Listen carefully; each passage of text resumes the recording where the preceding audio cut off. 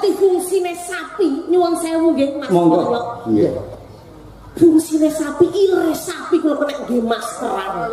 Ilre sapi kena digo maskeran. Mari mempercantik memperhalus kulit. Lho, ya toh? Mari.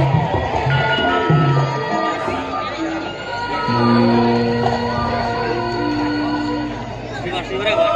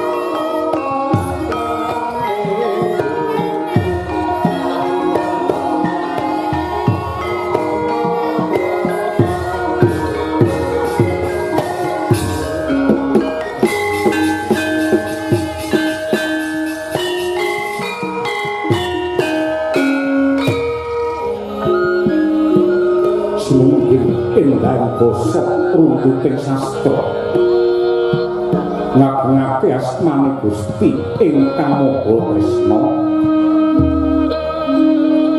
yakti anuntun titah umantar wedaring Weda Suci mrih Basuki sagung dumadi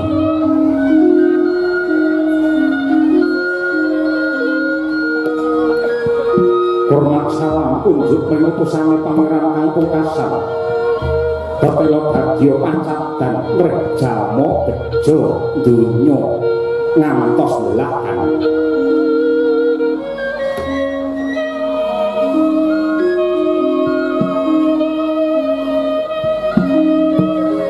narbuka wewananing carita inggih ing wewengkon negari Wirata wewengkon negari Wirata ingkang sisih kidul kulon ana desa cilik ingkang nastan dusun Pajagalan.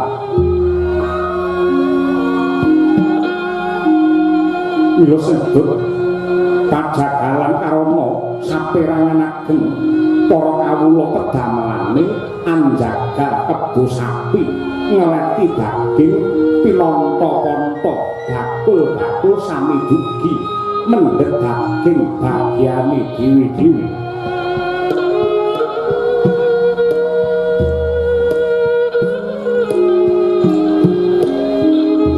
Candak ulada tinuku terus lumintu siang ratri datang wonten kedate kang mangkono mahanani mulyaning para kawula ingkang mapan ana ing Pajagalan.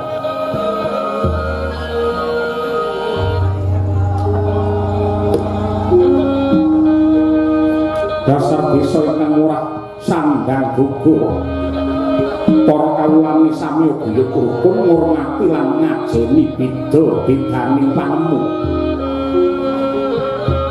ingkang sepuh tuwajuh ing panembah ingkang uga takendhat nggenya ngreksa katentremaning desa marma kang kababar rasa ayem tentrem tebih saking sambekala.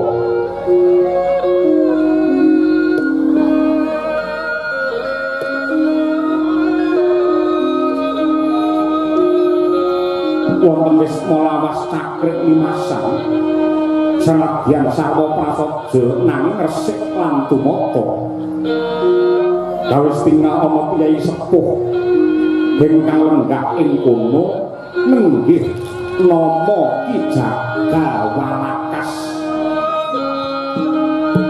Nama Ki Jagawalakas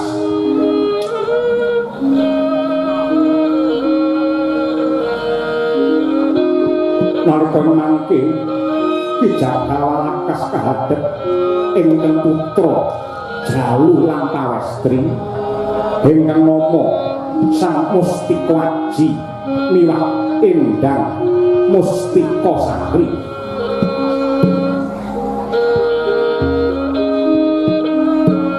Bongbong Birawa suka ngawak suka Ki Jagawalakas mulat ingkang putra kekalih wis katon dewasa.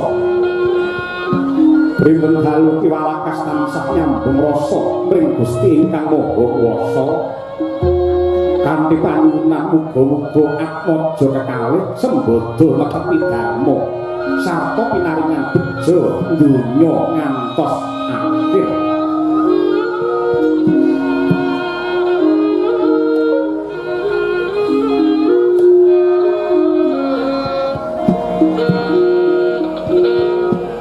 Mangkono dhewe kawijil pangandikane Ki Jagawalakas alus pinata kang sastrane marma gawe marem sapa wae kang midhangetake.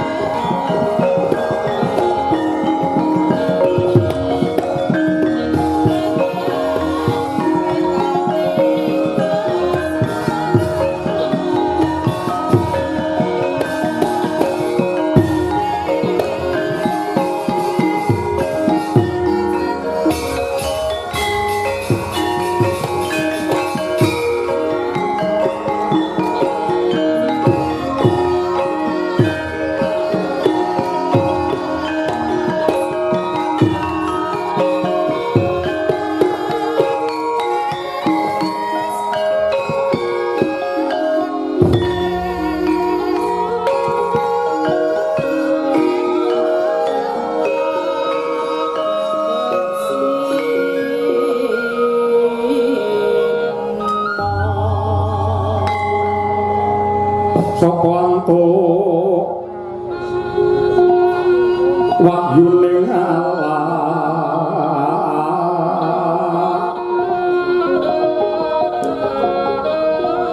yo tumilah mangolah ngelmu bangkit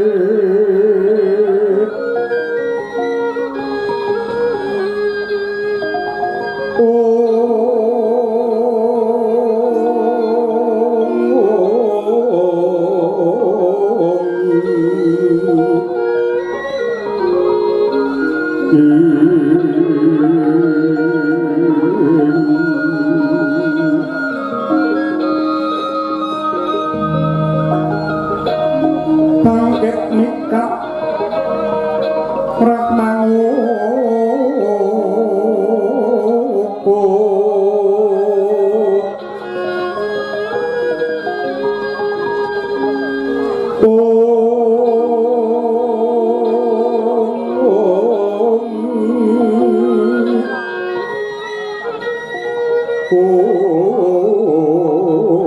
kotaning jiwanggo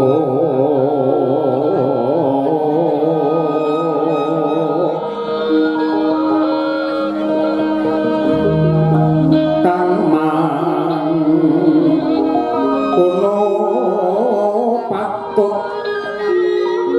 sinebut wong sepuh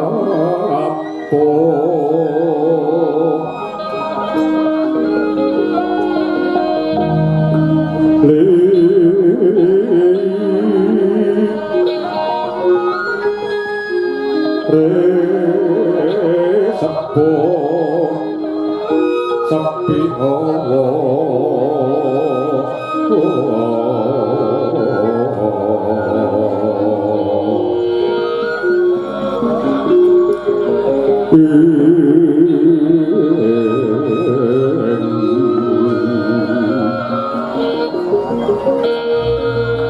awas ruruning atunggil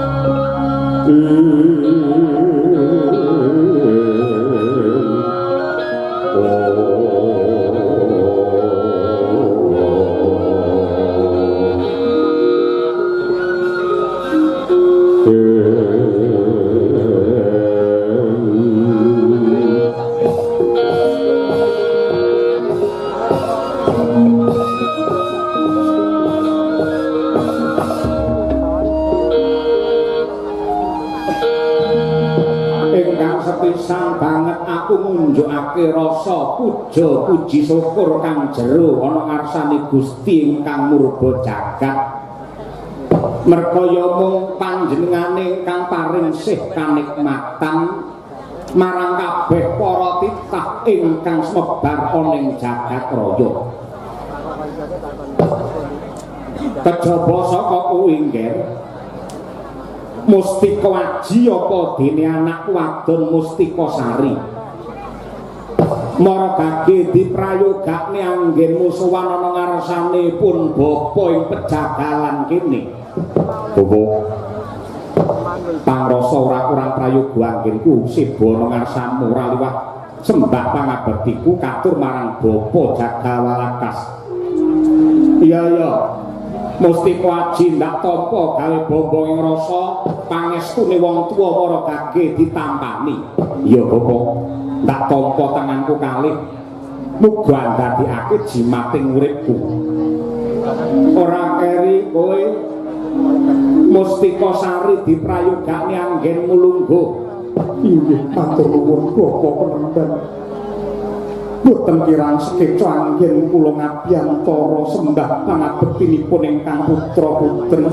mawang tuwanto unjuk wonten sandhap padha jengandika Bapa Walakas ya ndak tampa kanthi bombong lan supornaning griya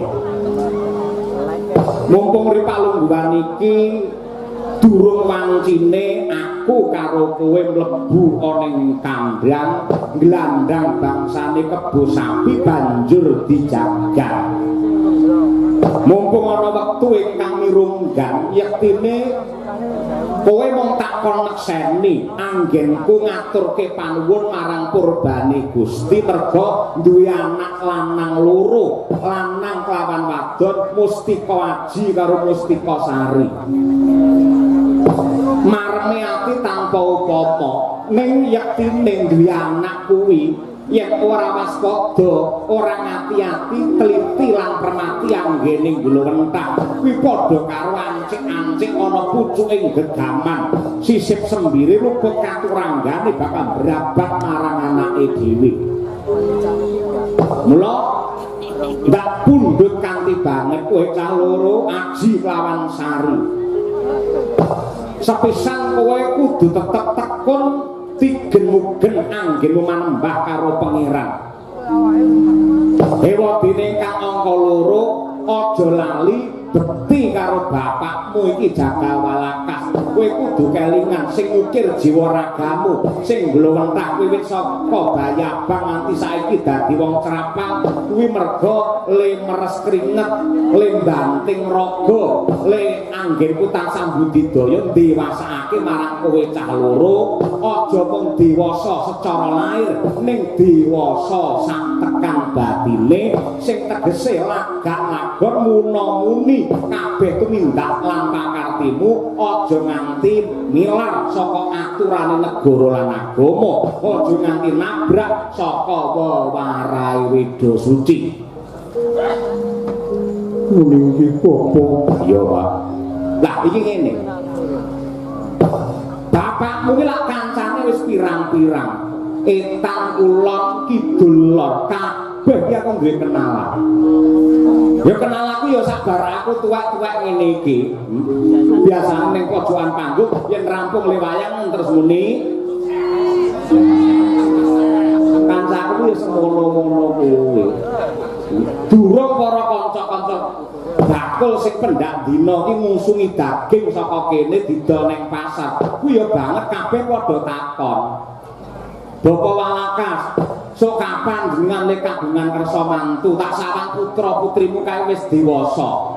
Aku diutang karo kowe iki Walakas. Bola-bali kowe tansah engkop gelem tak repoti. Tur dasare bapakmu ki awang bengi esuk sore katon ana undangan, mbuh kuwi mantenan utawa sunatan, bapakmu mesti teka. Lehku mbecek tak itung wis entek 1 miliar ngerti. Ini becek tau 1 miliar. Wah, tenane. Lho kowe kandhas sing tokne dhuwit aku main dhewe piye ta kowe iki? Semono kuwi bocah becek ngono kuwi. Lek enek legane rasa kalau mongso yen pas kayuban ngono, aku ya dikongkot ditibani sampur, dikalungi wujute sampur, kon beksa nayut kaya ngono kuwi. Pakmu iki kondang pakmu iki. Angger wong kenal kabeh do takon kapan Ki Walakas anggene mantu aku kepengin jago, aku kepengin becek. Lah saiki tak takon karo kowe, mligine kowe sing luwih tuwa. Ji, Mustika Aji. Nggih. Saiki umurmu wis pira? Umur kula. Heeh.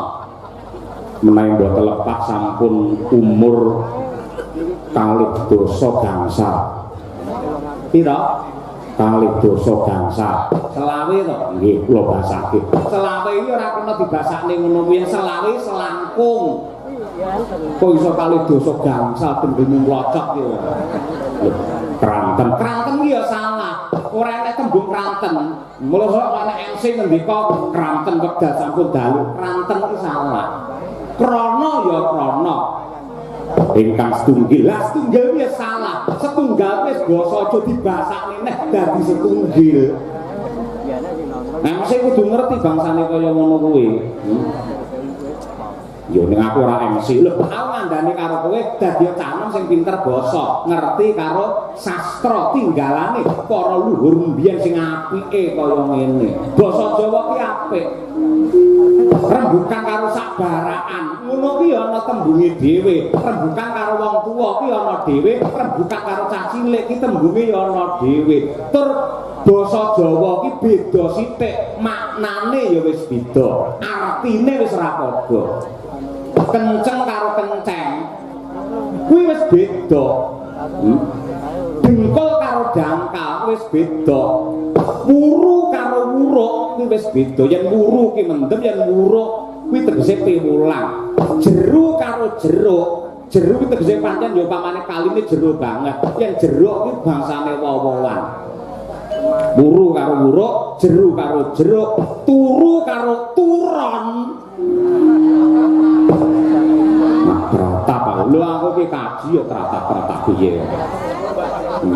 Tak tutupne lek ngene mumpung ro budal ya. Nggih, jarno ae.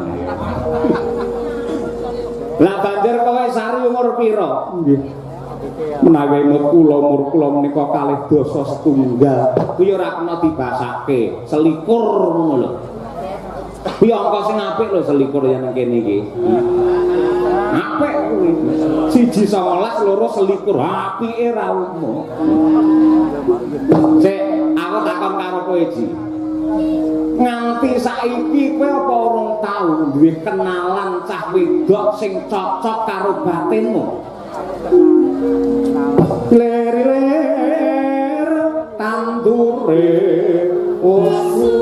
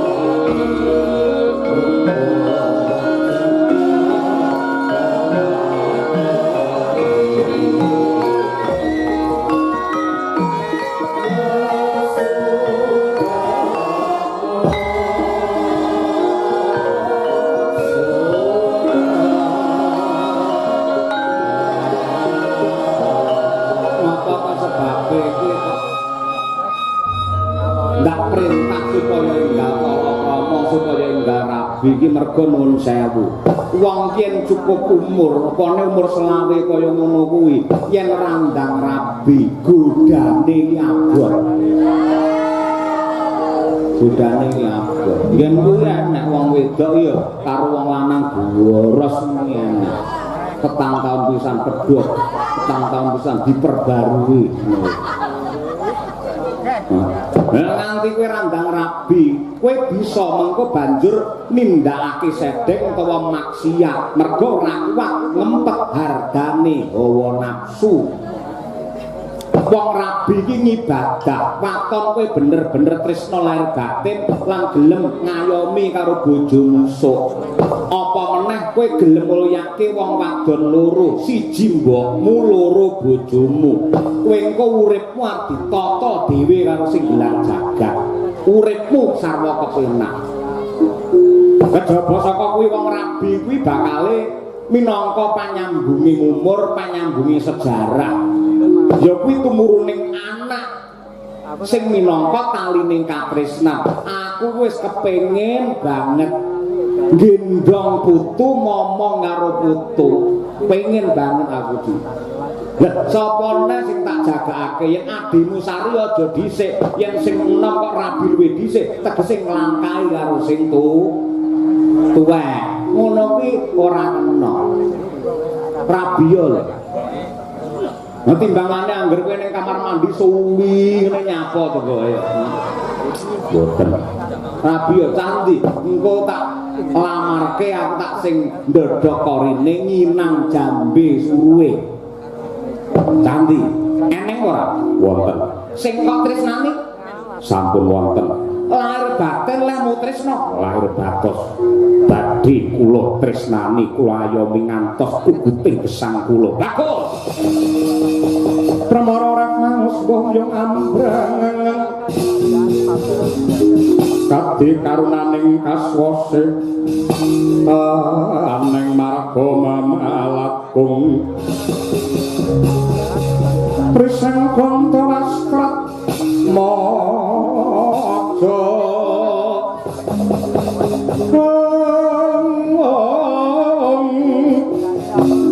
lang-lang lalu hangulati Surya mangkrang sang waya kumyus hamorwa ayan yen pancen wis ana sing tok incer sing tok ince mongko dadi katresnanmu candhi gage kowe matura ning panjalukku aja nganti calon bojomu ki luwih tuwek timbang kowe mergo yen nganti engko bojomu luwih tuwek timbang kowe kowe iku ya melu ndang tuwek ngerti ora pengumuman kowe aja golek sing tuwek mergo kowe tau krungu to ning pejagalan biyen nek cerita wong sing jenenge Warsita sik enom ganteng gagah umure 20 taun pengen rabi karo rondo tuwek umure 60. Lah biyen tak takoni ya madhep rene tak takoni kanthi bener gede Warsita kowe wis rabi karo rondo tuwek umur 60 karepmu piye nggih Kyai dasarmu apa kula ngertos nika wong sugih nika bandane pirang-pirang nika sawahe pirang-pirang sapine pirang-pirang mangke menawi kula rabi ibarate gending kula tibani pangkur jenggleng niki mangke kula genjot pisan mesti rondo sepuh kula mesti mati bandane kula pek ning kocapko dadine piye kelingan ora dudu rondo tuwa sing mati ning malah Warsita sing murdar mergo apa dheweke keracunan susu sing kedaluwarsa ngerti ra aja luwih tuwa lho aja ngono lek luwih tuwa biasane sing lanange kalah wedi karo sing wedok iki ngene salah ngono salah iya ngono padha karo pakmu biyen ya ngono wis ngaku dadi pengarepe para jagal ing krene ngaku dadi ratu pisan muduna ngaku dadi lurah pisan dalang sing gaweane ngomyang sami utuh nek kadung digetak karo bojo wedok goblok dadak niku yo candi kandha ayu ora pira pira Bobo yektine dudu wong liya braya dudu wong sak njabane pajagalan kene tegese sing kok tresnani iki malah wong pejagalan bocah pejagalan kene cocok yen ngeteri manten ra kadoan aku ya gathok aku mathuk aku sarujuk kuwi candi anake sapa upama aku bloko apa kira-kira bapa Walakas kersa nampa kanyatan. Lho, sing jaman saiki jenenge kebo musuh gudel. Wong tuwa ki mbangun miturut karo karepe anak. Yen pancen kowe wis tresna, wong tuwa ya melu tresna. Aja mikir ringo-ringo. Yen perlu anake pidak kejaraan saudon saurupan. Wong melarat pisan ora apa-apa, sing penting atine ora melarat. Sapa kuwi mau? Ora ana sing tak tresnani kejaba. Wonge ya sak omah karo aku. Nah, jenenge sapa? Sing arep tak rabi adikku Dewi Mustika Sari.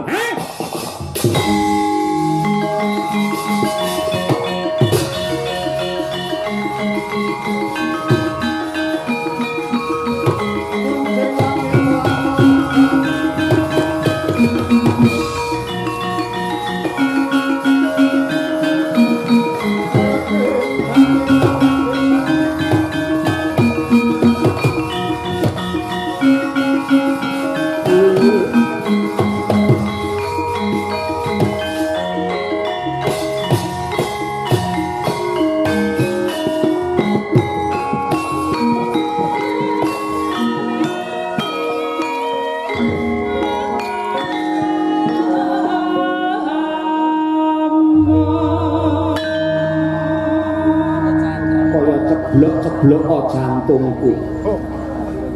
Neng donya ki wong ayu pirang-pirang. Ning sing ayu lahir batin kaya Dik Sari ora ana. Cangkemmu rasa wangsulan. Kae lho para pinter lak ngendika, donya ki ambane ora mung sak kathok kolor, ngerti ta?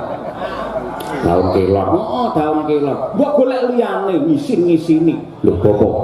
Aku ki arep ngrabi karo Sari iki nganggo dasar nganggo waton. Dasarmu apa? Aku mblontak Sari wiwit cilik. Biyen sing ndulang aku, sing ngedusi aku, sing mblontak aku. Kula njaba jerone bobot bebet lan bibite tumrape Sari kuwi aku ngerti.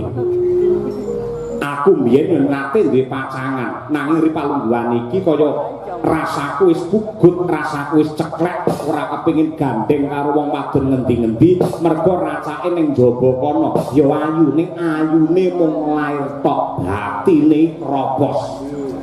Karo aku ketok ya tresna, ning aku lunga dheweke digandeng karo wong lanang liya, picek ora. Racake wong wadon iki kaya ngono, sing bener-bener ayu lahir batin ya mung Sari. Mula aku gelem rabi yen karo Sari, liyane karo Sari apike aku tak njaluk mati wae. Cangkemmu.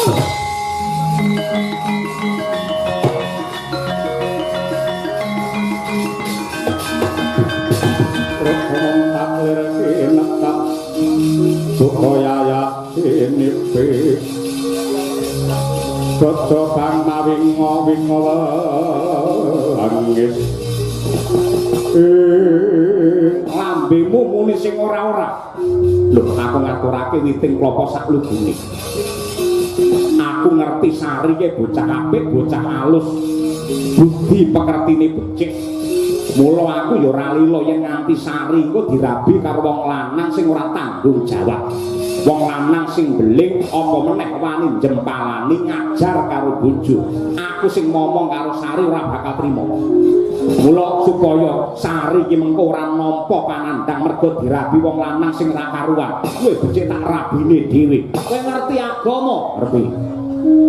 Manut pranatan agama rabi karo adike dhewe ki entuk ora? Aku ora tau maca Quran, lha kuwi ning ngono. Kuwi larangan tumrape agama, mergo isih tunggal darah, tunggal kulit daging. Wis conto ki wis pirang-pirang, rabi kek karo dulure dhewe, racake anake ora sampurna.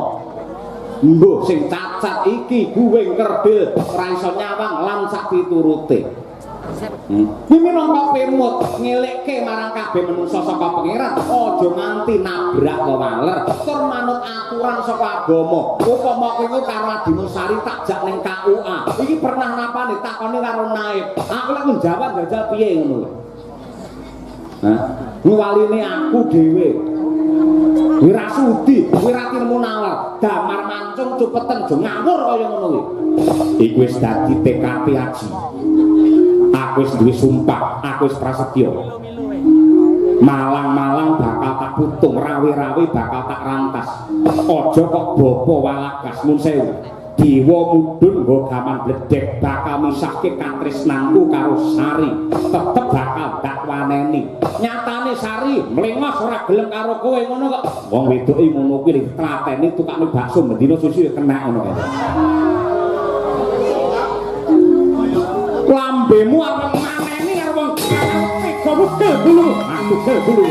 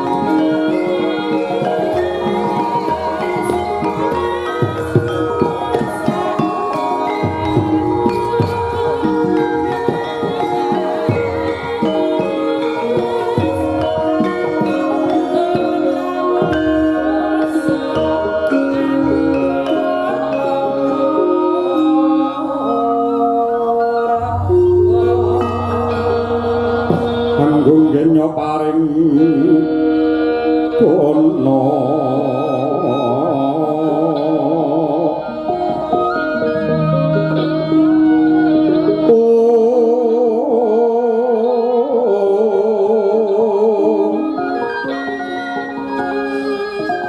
Angga kancar saben dina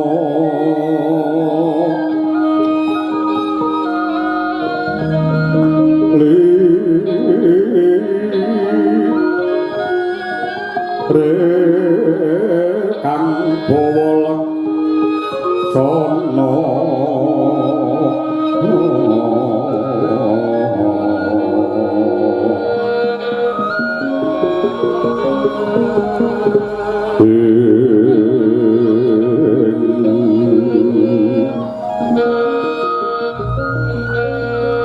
ana tepi pangan diko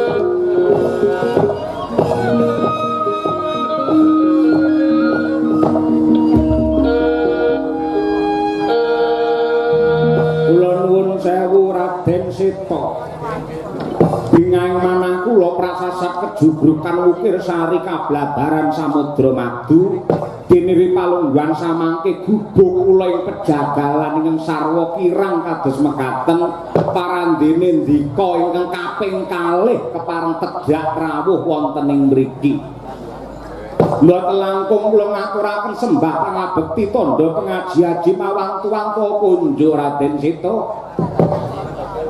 ya jagat ya dewa ya bapara ki Jagawalakas banget panarimaku dene nganti semono sikadarman lan pakurmatan ingkang nduk caosake marang aku lulus raharja niring sambita langgengku prapta ning pejagalan ora liwat Kyai Jagawalakas lakya tansah ginanjar seger kewarasan ngandhaking pangestu paduka Nadyanta kula pun rita kempong pira jambul wanen duka penyakit kalih kula gila inggih pundi kula ni asam urat nggih mboten kolesterol nggih mboten darah nggih normal penyakit kok gila kalih kula ngeten iki mila kula wajib ngaturaken panuwun dumateng Purbane Hyang Agung syukur bagi sewiyan pancen kaya mengkono Ci mripat nuruh ora iki penggedhe rawuh bekti karo panjenengane lho nggih nuwun sewu Raden Sita kula ingkang abdi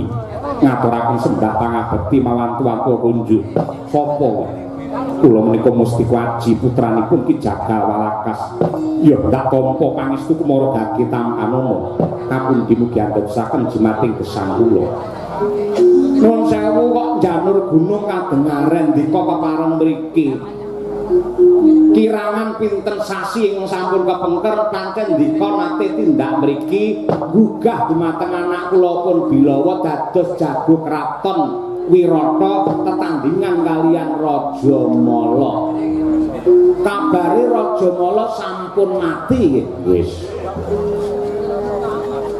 sirna ana tangane anakmu ya kuwi si Jagal Bilawa syukur bagi sewu lah niki enten wigatos menapa Ki Walakas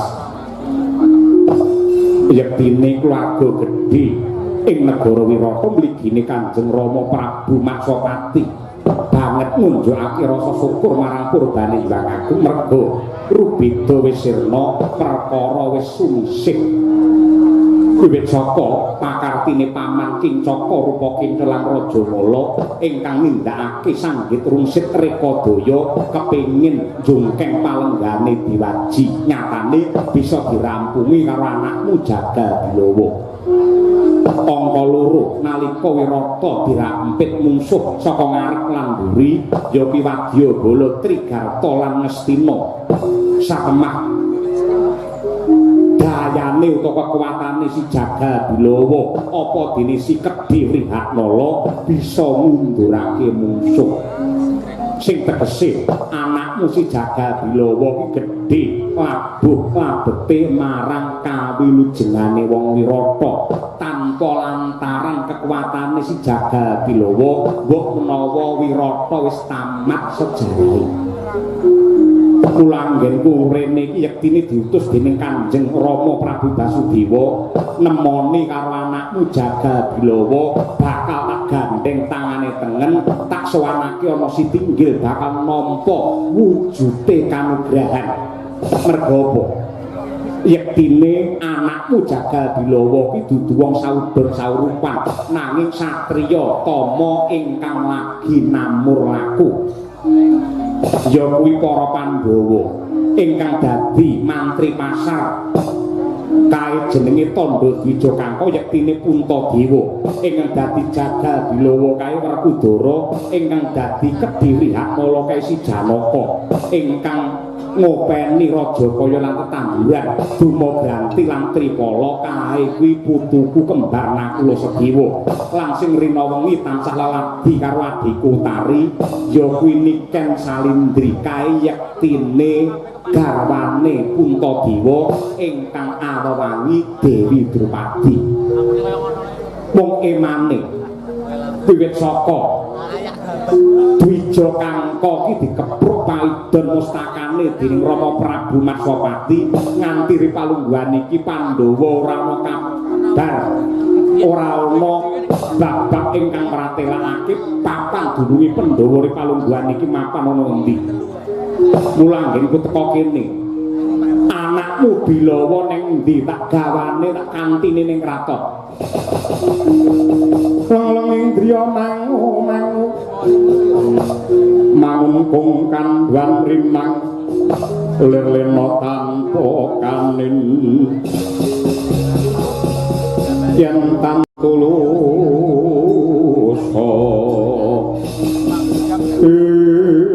aduh Raden Seta kaliyan matur sisip nyuwun gunge samudra pangaksami inggih wiwit saking lelampahan negari Wirata menika dipun rampit Wadya Ngastina saha Trigarta bibar menika Bilawa mboten nate wangsul wonten ing mriki nika yektosipun namung anak angkat kula gandeng gagah gedhe dhuwur sregep nyambut gawe anggenipun jaga ngeleti daging lan sak piturutipun menika anggadhe karosan ingkang ngedap-ngedapi lajeng kula pek mongko dados anak kula dinten samangke Bilawa papanipun wonten pundi kula nggih mboten ngertos malah sisan damel atur ning ngobloko suta kemawon ripalungguhan samangke peteng jagat kula bingung raos kula ngrasake anak kula pun mesti kewaji kula yen duwe anak Bilawa mboten marem merga bocah ora kakean gunem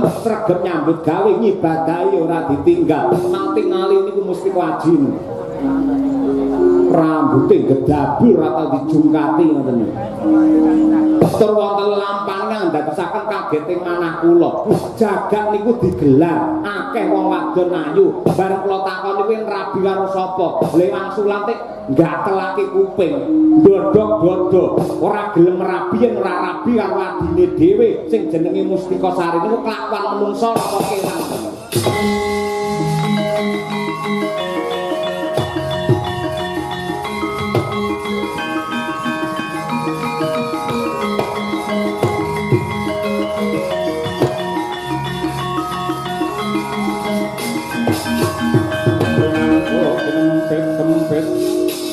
Dosang retnaning bawana ya setukang walang ngati mesti kuaci wonten dawuh Raden apa bener kepara nyata kowe pengen ngrabi karo adimu dhewe leres Ayo melu aku ning kutha Wirata, ning kono akeh wong ayu pirang-pirang sing tak karepake sing ndi tak tembungke. Kula kali wong wedok kutha ora seneng. Wong kutha ketoke alim alus ning jero wis mobol-mobol. Jagongan karo aku blenggen sing kepenak ae. Melu aku.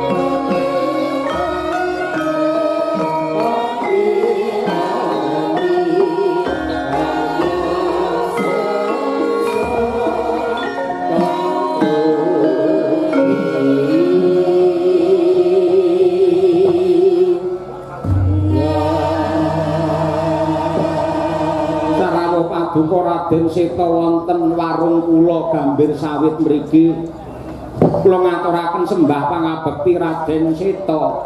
Sungkem kula nggih katur ngarsa paduka Raden Seta. Isih dodolan terus ya nggih wong kandhang pangane ya dodol ngeten iki. Rame-rame ning mburi apa. Menika enten salah satunggaling wilayah desa ingkang ngawontenaken syukuran bersih desa. Desa ngendi? Desa Polorejo menika wayangan ora tau kendhak ratange leren ora tau ana mandheke. Mila bejane para bakul-bakul kados kula ngeten iki angger enten desa sing wayangan tiyang duwe gawe wayangan mangke kula entuk rejeki ngoten niku. Tur Polorejo niku nggih wayangane rutin adeg-adege jejeg ora menga-mengo yen kuwi ya kuwi yen liyane ya liyane. Mila wiwit jaman kuncung nganti gelung le wayangan dalange ya ora tau solan salin. Mergo dawuhe jarene lho, jarene dawuhe danyange mriku yen nganti dalange ganti mangke mriki enten pagebluk ngoten ya. Mare guyu. Jenengan anak ratu mosok guyu saestu. Tiyangipun sae-sae grapyak semana. Mergo yen nanggap liyane wayang sok-sok niku enten jotosane enten gelute. Ning tiyang ningali wayang niku jan kebak ing reh tata krama, wontenipun namung nyaman lan sekeca, wontenipun namung tentrem. Mang pirsani sak lapangan kebak sing lenggah menika kakung putri mboten dipun pisahaken. Parandene nggih mboten enten critane bar wayangan wong wedok sing meteng mboten enten. Mergo kabeh ngenggoni kalian tata krama. Ngoten niku. Badhe ngersakaken napa? Munjuk napa? Ya apa sih? Kopi mawon. Ben peteng kaya mriku ngono. Kopi loro kanggo aku lan iki mesti wajib. Nggih, ngestakaken. Mawi gendhis mboten? Ora. Rasa kangge gula. Dak dadi penyakit. Menapa ngersakaken susu kula napa pripun? Kabeh ku mantuk mawon horor ketoke bakule. Iki plenguk. Dadi wong dodolan ning wayangan lek pengen laris kudu ngejak wong wedok ayu tinggi plenguk ngene iki. Terus dijaraki karo wong lanang-lanang sing do ning kono. Ya disaweske disediake unjukane kopi sing dirasane.